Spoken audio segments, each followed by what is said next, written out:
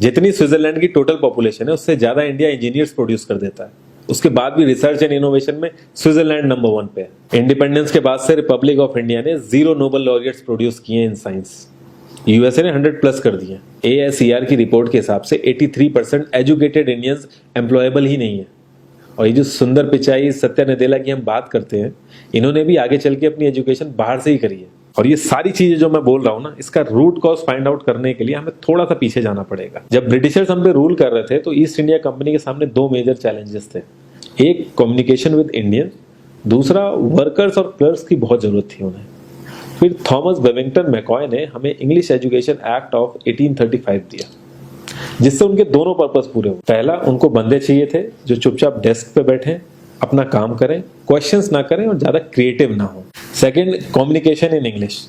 English सबसे ज्यादा बोले जाने वाली लैंग्वेज नहीं है, उसके बाद भी इंग्लिश एक लैंग्वेज की बजाय एक क्लास बन गया इंडिया में। रशिया, चाइना, फ्रांस, ये सब जगह इतना ऑब्सेशन नहीं है इंग्लिश को लेके जितना इंडिया में है। पुअर कम्युनिकेशन बोला जाता है अगर आपकी इंग्लिश अच्छी नहीं है, जबकि इंग्लिश ना आने का मतलब है कि आपको कोई और लैंग्वेज आती है। 5 साल पुराना iOS भी आज की डेट में आउटडेटेड माना जाता है। लेकिन इतनी इंपॉर्टेंट चीज हमारा एजुकेशन सिस्टम आज भी बस थोड़े से चेंजेस के साथ ऐसे ही चल रहा है। हमारे एजुकेशन सिस्टम में रटने का कंपटीशन होता है, जो ज्यादा रट लेता है उसके ज्यादा मार्क्स आते हैं। अब 95% जिसके संस्कृत में आए हैं वो भी संस्कृत नहीं बोल पा रहा है। और बेसिक हिस्ट्री होने की बजाय इतनी मोटी मोटी किताबें हैं हिस्ट्री की जिसका कोई मतलब नहीं है। अगर आज की डेट में आपको कुछ भी पता करना, आप गूगल से पता कर लोगे, उसके लिए आपको याद करने की जरूरत नहीं है इतना कुछ। और ये गवर्नमेंट स्कूल में हर क्लास में इंग्लिश का सब्जेक्ट है।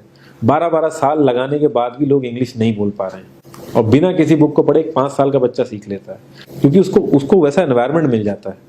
a+b का whole square is equal to a² + b² + 2ab। इसका रियल लाइफ में क्या यूज है किसी को नहीं पता, न प्रिंसिपल, न टीचर, न बच्चे, बस पढ़ाए चले जा रहे हैं। हो सकता है इसका कुछ मतलब हो, लेकिन आप ट्राई करके देख लेना, किसी को नहीं पता। हाँ, 2ab की जगह अगर आपने 3ab बोल दिया तो 4 लोग हंसने वाले मिल जाएंगे आपके ऊपर। किंडरगार्टन में जो बच्चों को सिखाने के लिए टेक्निक यूज होती है वो लाख गुना अच्छी है कॉलेज की वो रटने वाली टेक्निक से। और जिन बच्चों के बहुत ज्यादा नंबर आते हैं ना, जो वो छुपा छुपा के एग्जाम में लिखते हैं, आप देखोगे जब वो रियल लाइफ में जाते हैं ना तो ज्यादातर क्रम्बल करते हैं। हर किसी को सेम सिलेबस और सेम चीज सिखाई जाती है बिना उसकी कैपेबिलिटी देखे।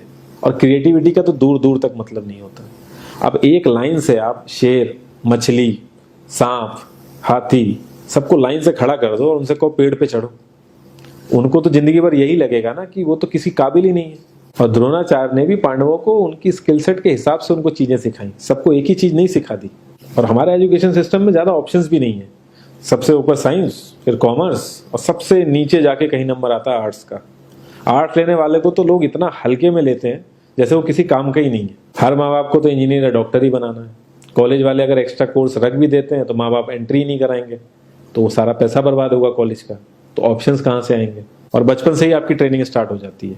माँ बाप, भाई बहन, रिलेटिव सब यही समझाते हैं अगर आपके मार्क्स नहीं आए और जॉब नहीं लगी तो आपकी जिंदगी बेकार।